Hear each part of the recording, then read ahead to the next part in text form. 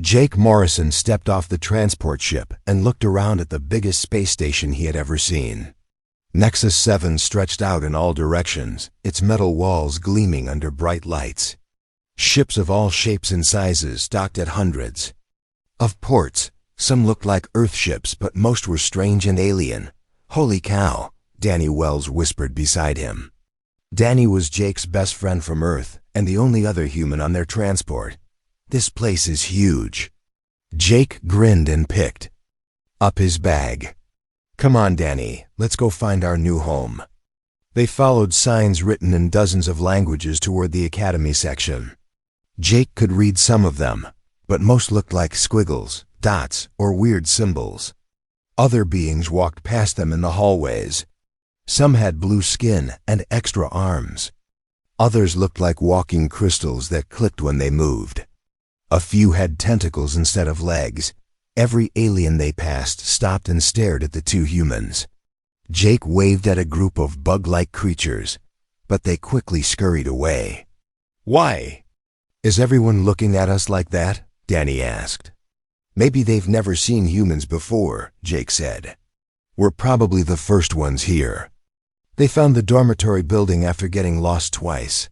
The lobby was full of new cadets checking in.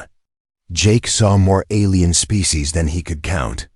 A tall, thin being made of what looked like living crystal stood at the front desk. Its voice sounded like wind chimes when it spoke. "Names?"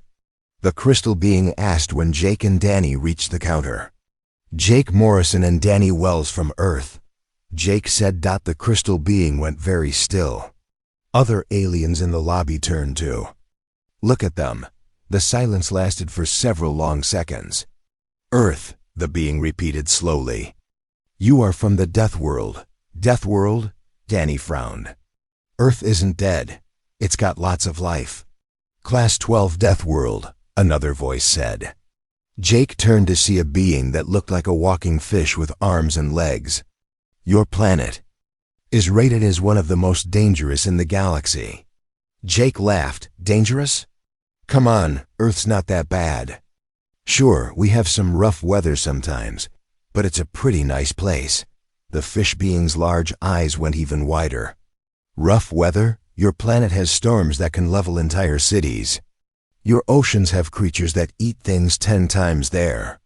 Size, your very air has poison gases." "You mean oxygen?" Jake asked. "That's not poison. We need it to live." "Oxygen is highly reactive," the crystal being said. "It burns through metal and stone.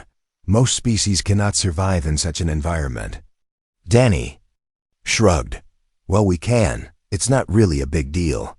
The aliens exchanged looks that Jake couldn't read. The crystal being handed them their room assignments with movements that seemed very careful.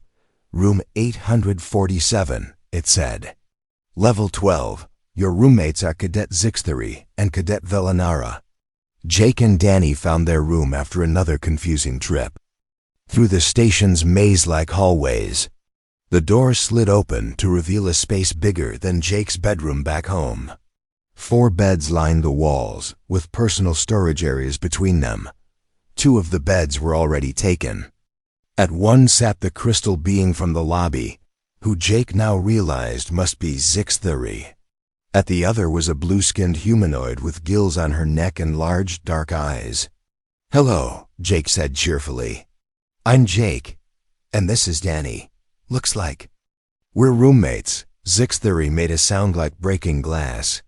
"You are the Deathworld humans." "Just humans," Jake corrected, tossing his bag onto an empty bed. "And you're Zixthary, right? Cool name." The blue-skinned alien spoke in a voice like water flowing over stones. "I am Velanara of the aquatic domains. I have heard stories about your species." "Good stories, I hope," Danny said, sitting on his bed. Velanara tilted her head. "Your species survived an ice age that lasted 100,000 years. You built cities on the edges of active volcanoes. You created weapons capable of destroying your entire planet and then chose not to use them." "Well, when you put it like that, it sounds pretty crazy," Jake admitted. But that was all a long time ago, most of it anyway. You still live on a world where the weather can kill you in minutes, Zixthery said. Where predators hunt in packs and your own sun burns your skin. Jake looked at Danny, who shrugged. I guess we never really thought about it that way. It's just home, you know? Velinara stared at them with her large eyes. Jake felt like she was trying to look inside his head. Your emotional patterns are intense. Very difficult to read. You can read emotions? Danny asked. All of my species can. It is how we communicate with others. But humans feel things so strongly. It is like standing next to a star. Jake laughed. Sorry about that. We'll try to keep it down. The comment seemed to puzzle both aliens even more. Zixthery made another glass-breaking sound, which Jake was starting to think might be their version of a sigh. A voice came from speakers. In the wall. All new cadets report to Orientation Hall in 30 minutes. Attendance is mandatory. That's us, Jake said, standing up. Want to walk over together? Zixthery and Velinara looked at each other. Jake got the feeling they were having some kind of silent conversation. We will accompany you, Zixthery finally said. But we request that you maintain appropriate distance. Sure thing, Jake said, though he wasn't sure what appropriate distance meant to a crystal person. They left the room together, with the two aliens walking several feet behind Jake and Danny. Other cadets in the hallway gave their group a wide berth. Jake noticed that most aliens seemed to travel in small groups of their own species. This is going to be interesting, Danny muttered. Jake grinned. That's what makes it fun. Behind them, he heard Velinara whisper something to Zixthery in a language that sounded like singing water. Zixthery's response sounded like wind blowing through a crystal cave. Jake had a feeling that his new roommates were talking about him and Danny. He also had a feeling that whatever they were saying, it wasn't exactly complimentary, but that was okay. He'd won over tougher crowds back on Earth. How hard could it be to make friends with a few aliens? The first week at the academy was like nothing Jake had ever experienced. Every day brought new surprises, and most of them involved his alien classmates staring at him in shock. It started with physical training on the second day.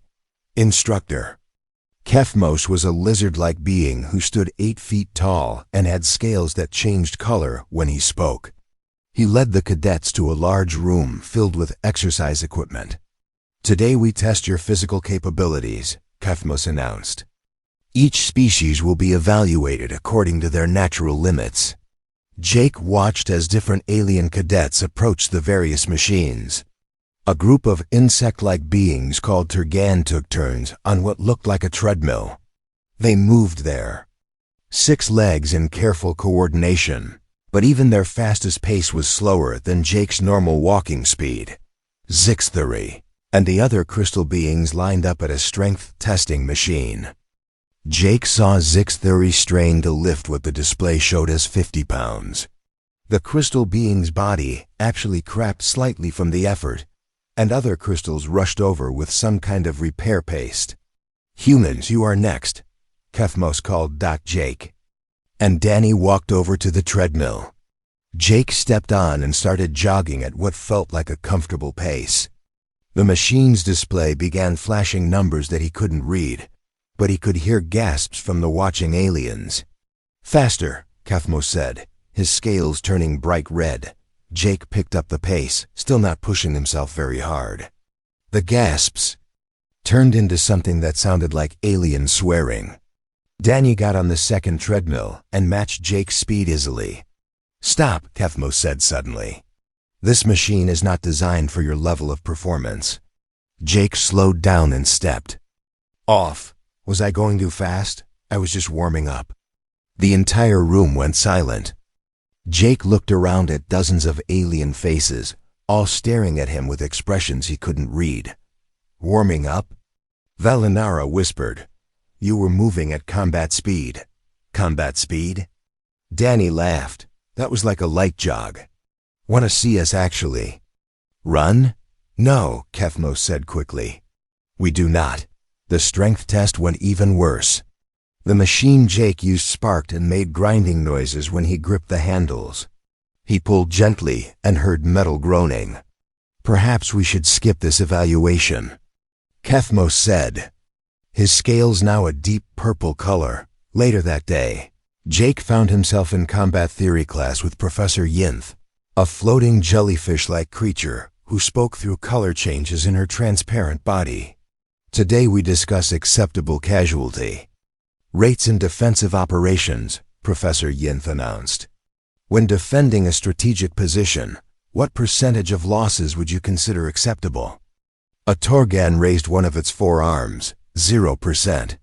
All life is precious. A noble sentiment, Professor Yinth replied, her body flashing green. But unrealistic. Velanara?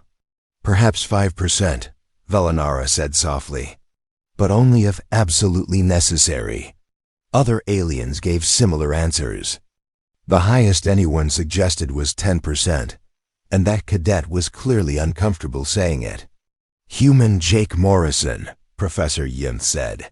Your species has military experience. What would you consider acceptable? Jake thought about it.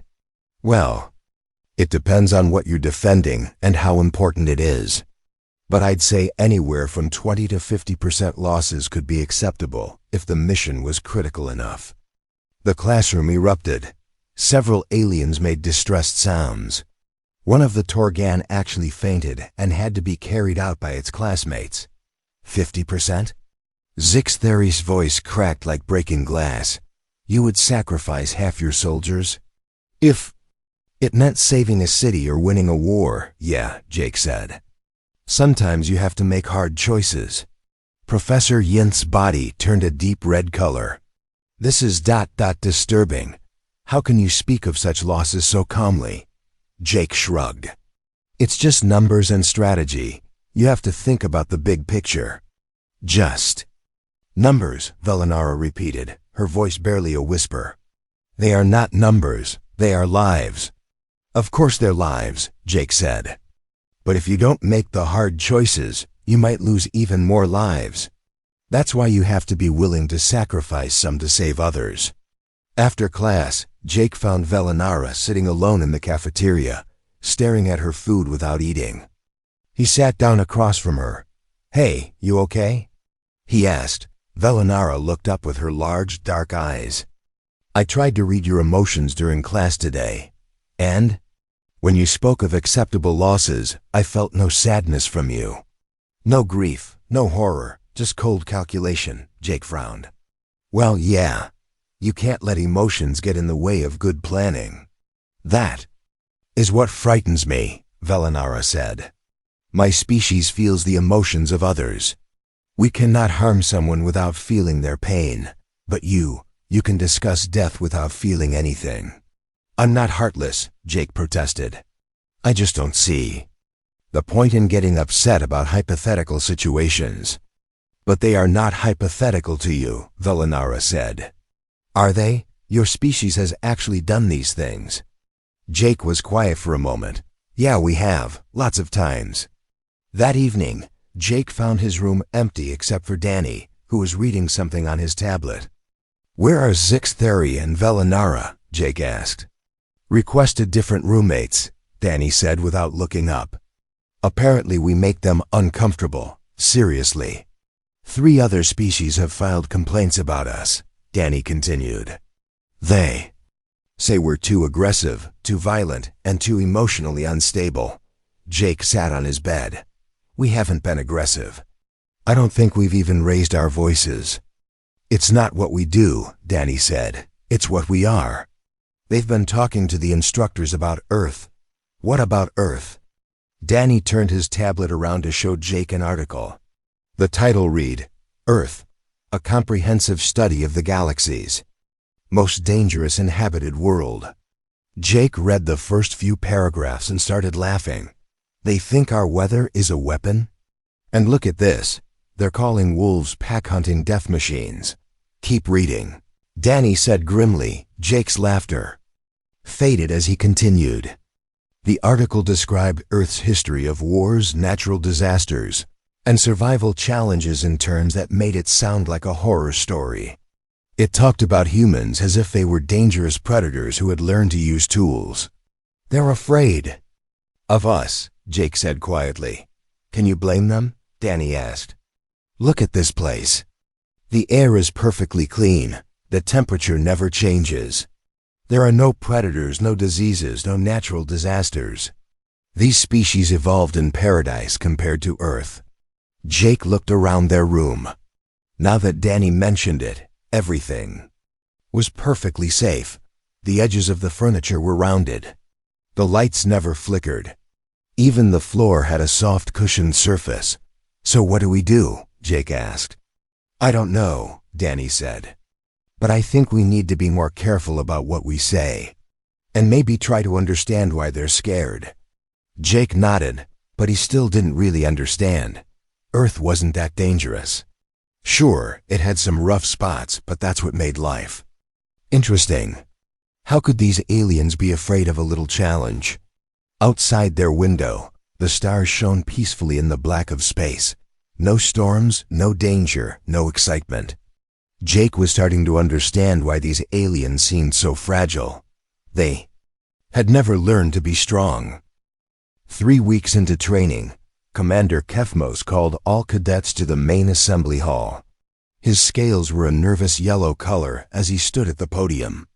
"Cadets, next week you will face the live fire exercise," he announced.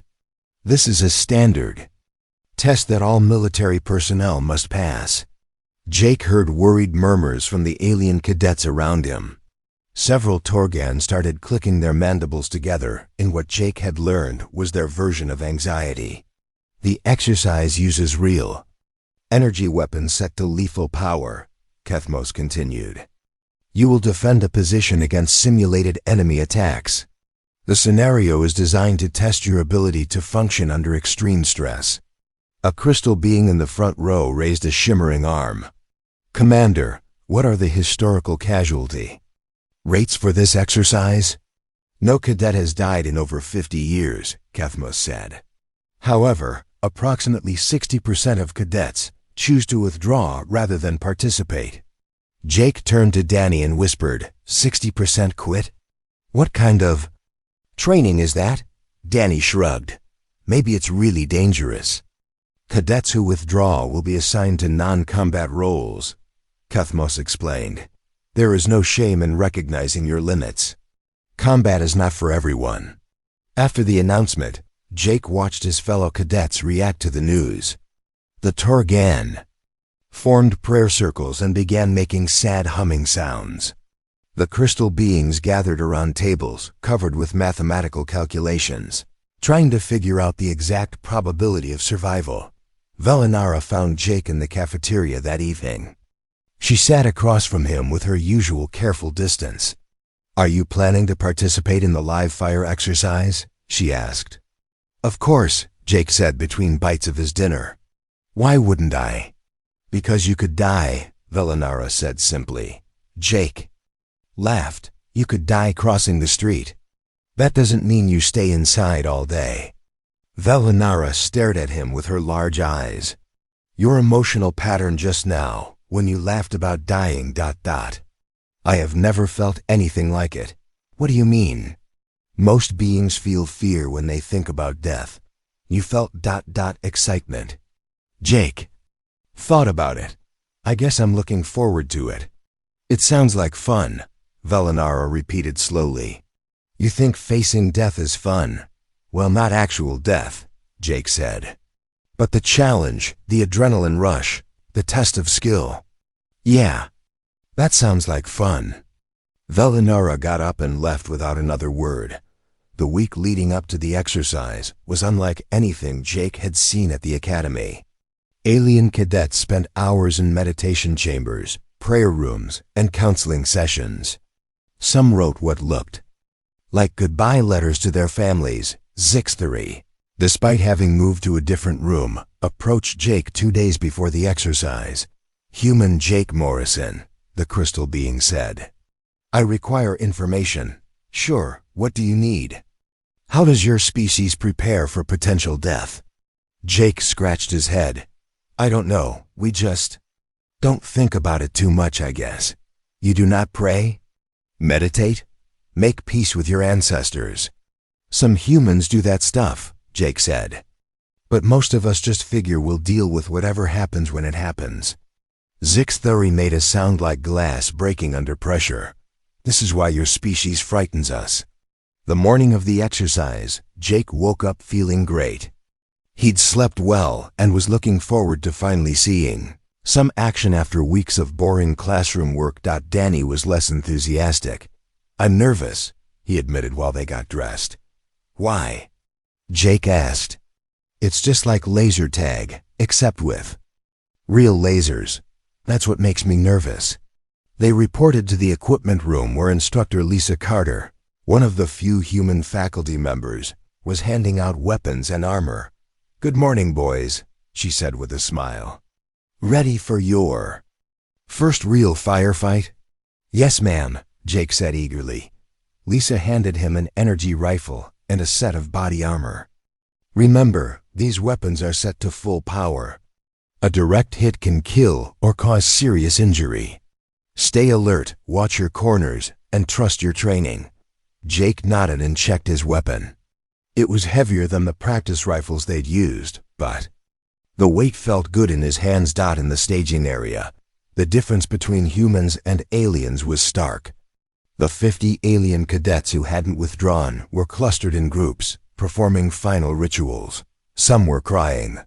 Others sat in meditative poses, their breathing slow and controlled. Jake and Danny stood with the other 8 humans who had signed up for the exercise. They were talking and joking like they were about to play a video game.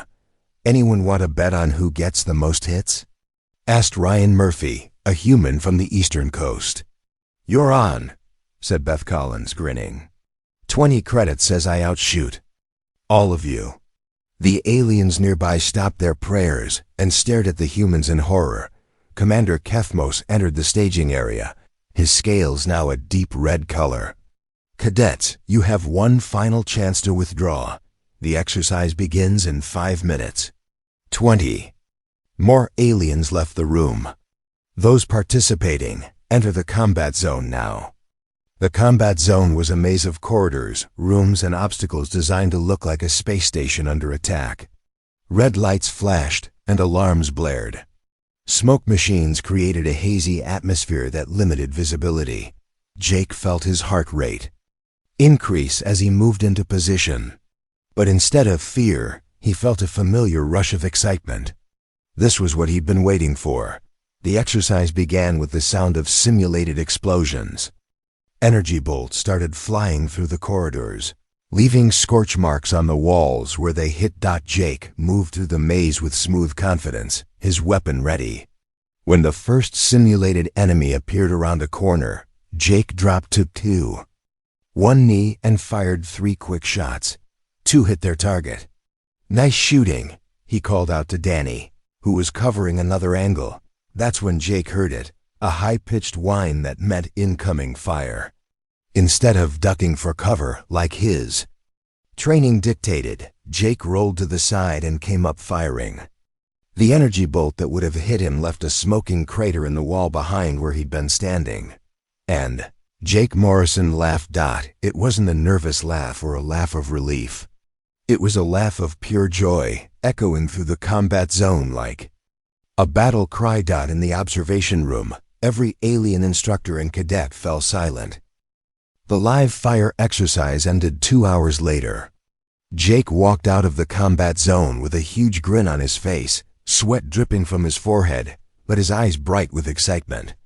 That was awesome, he said to Danny as they handed in their weapons. Did you see that move I pulled when those 3 targets came around the corner at once? Danny nodded, though he looked tired. You were laughing the whole time, even when that energy bolt almost took your head off. Especially then, Jake said. That was the best part. In the observation room, alien cadets and instructors sat in complete silence. They had watched the entire exercise through cameras placed throughout the combat zone. What they saw had shaken them to their core, while alien cadets moved through the maze with careful, Fearful steps, the humans had moved. Like they were dancing.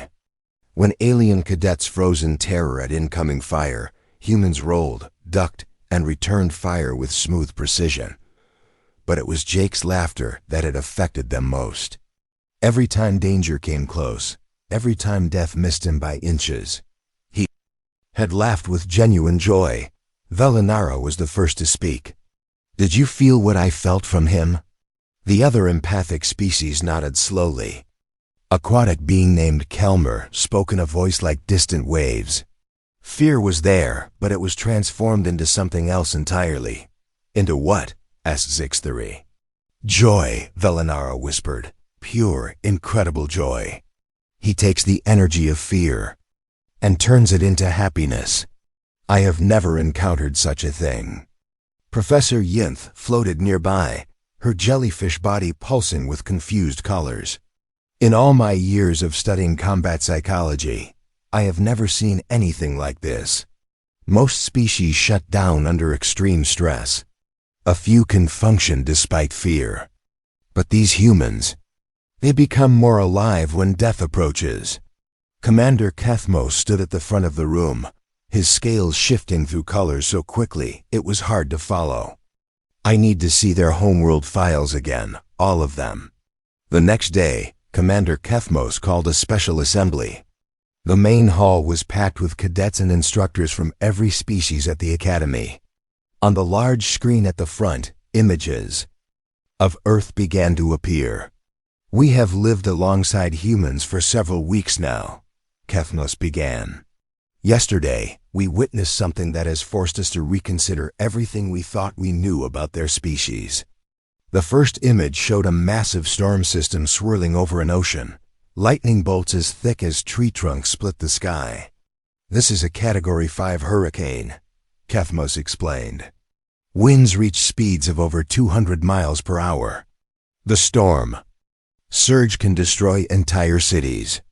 On most worlds, this would be considered a planetary emergency requiring evacuation."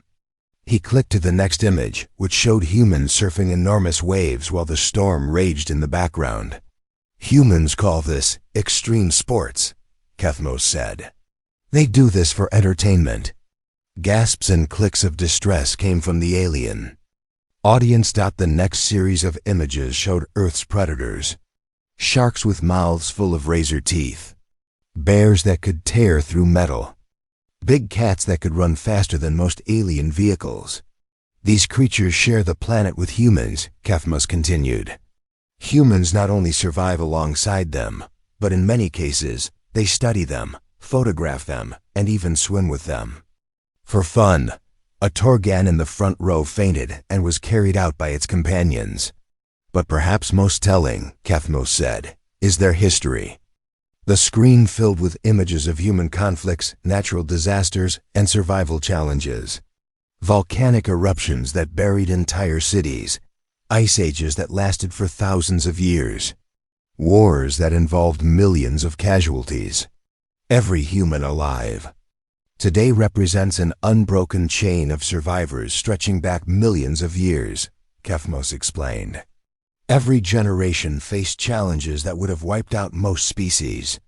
They didn't just survive these challenges, they thrived because of them. Zixthary spoke up from the audience. "Are you saying that humans evolved to enjoy danger?" "Not exactly," Kethmos replied. "But their brains developed in a way that lets them turn fear into excitement. What would paralyze us with terror makes them feel more alive." Velinara raised her hand. "During the exercise, I sensed something else from the human Jake. When he rescued Cadet Torgan from the crossfire, his joy actually increased. He was happiest when helping others survive danger." "Which brings us to an important point," Kethmos said. "Despite their ability to laugh at death, humans consistently risk themselves to save others. They have strong protective instincts." "Professor." Yinth's body flashed through several colors before settling on a thoughtful blue. "I have been reviewing combat footage from species across the galaxy. Most beings fight to survive. Humans appear to fight to live." "What's the difference?" asked a crystal being. Surviving is about avoiding death, Professor Yinth explained. Living is about finding joy and purpose. Humans don't just want to avoid dying, they want to feel fully alive. And apparently, nothing makes them feel more alive than overcoming danger. After the assembly, something remarkable happened. Instead of avoiding the humans, alien cadets began approaching them. They wanted to understand how human minds work. Jake found himself surrounded by curious aliens in the cafeteria that evening. Human. Jake, Scifistories said carefully, "May I ask you something personal?" "Sure," Jake said around a mouthful of food. "When you laugh during combat, are you not afraid?" Jake thought about it. "Oh, I'm definitely afraid. But fear feels good when you know you can handle it. It's like, you know that feeling when you're really hungry and then you eat something delicious?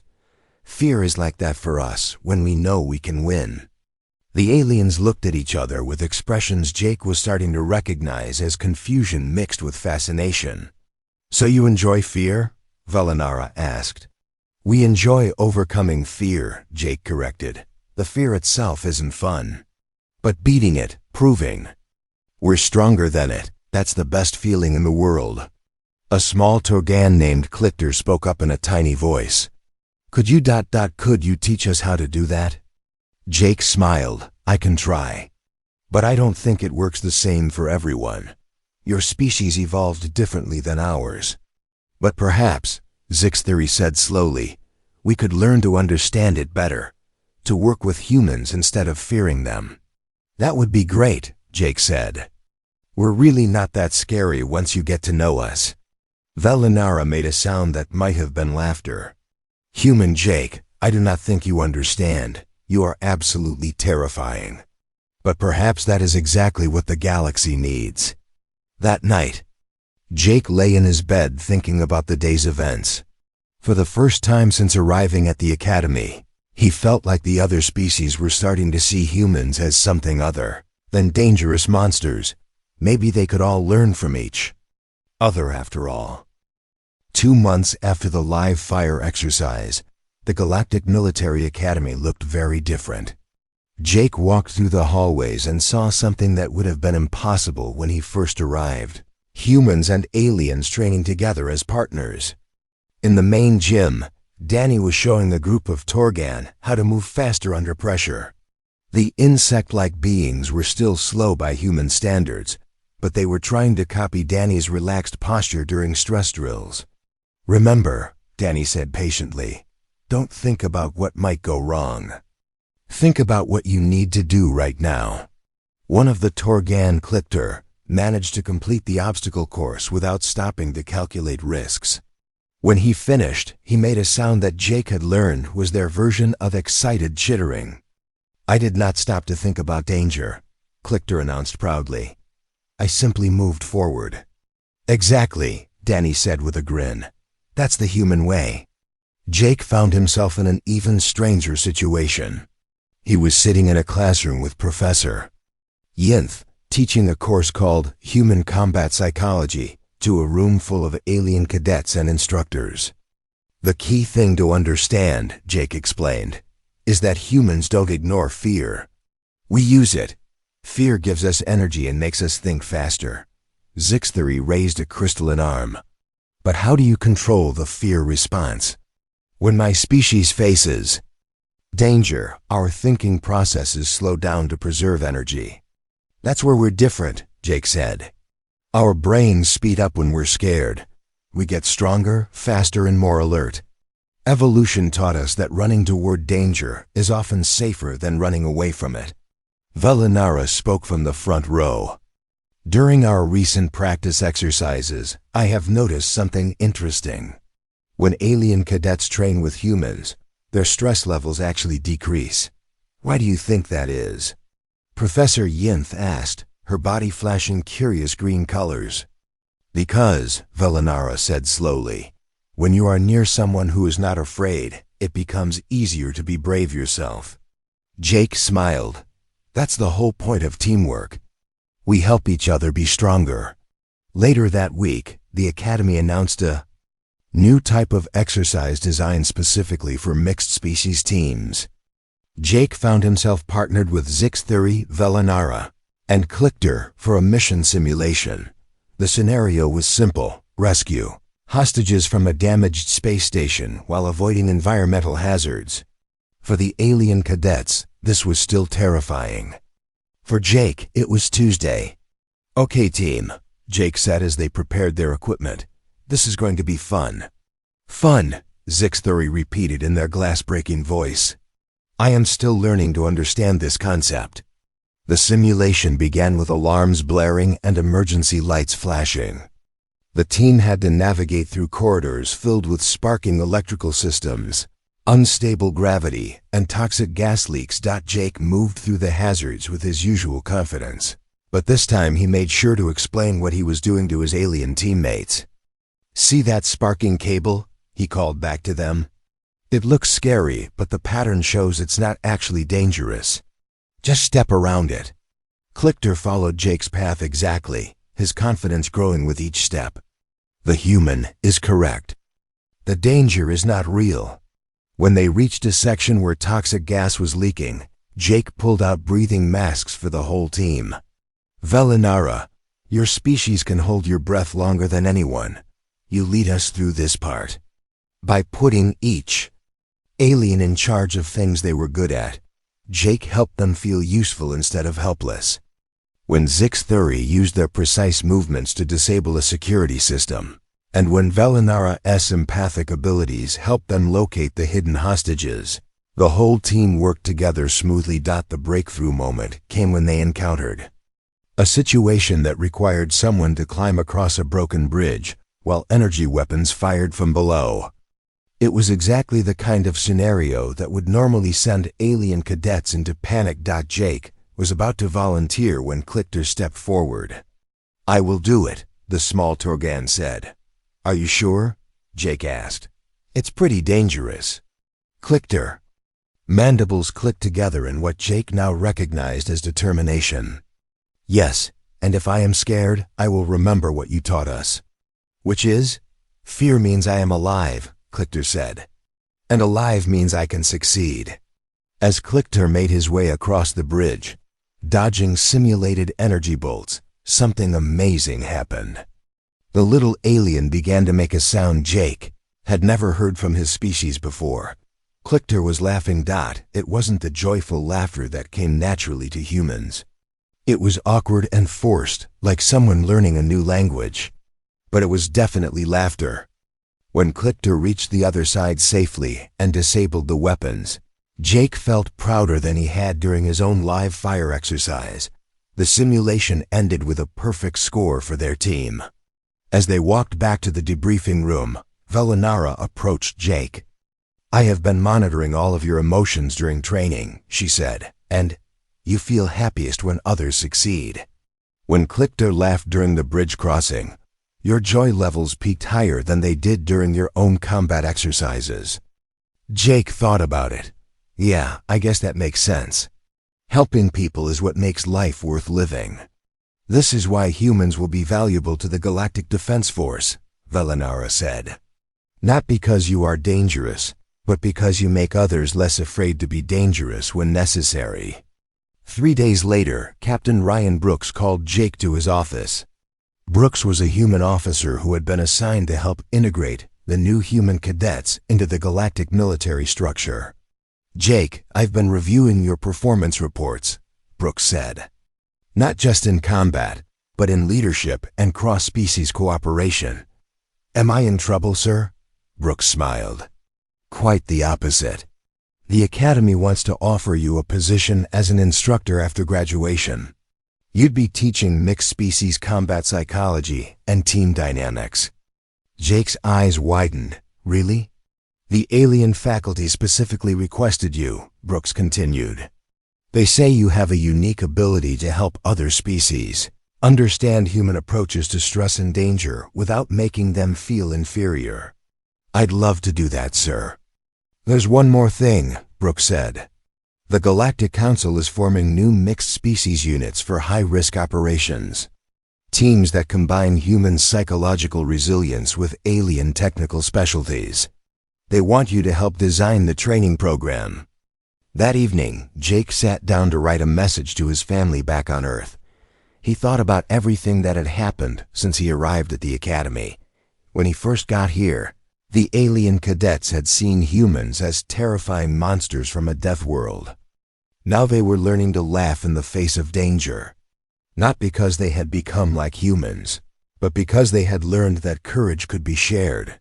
Jake typed slowly, wanting to get the words right. "Mom and Dad, you asked me to tell you about my new friends here at the academy. Well, they're not just friends anymore, they're family. We come from different worlds, have different bodies, and think in different ways. But we've learned something important together. Courage isn't about not being afraid. It's about deciding that whatever you're trying to protect or achieve is more important than the fear. And the best part is, courage grows when you share it with others. The galaxy is a big, dangerous place. But it's also full of people worth protecting. And now I know that when the really scary stuff happens, we won't be facing it alone. The aliens here don't laugh at danger the same way we do.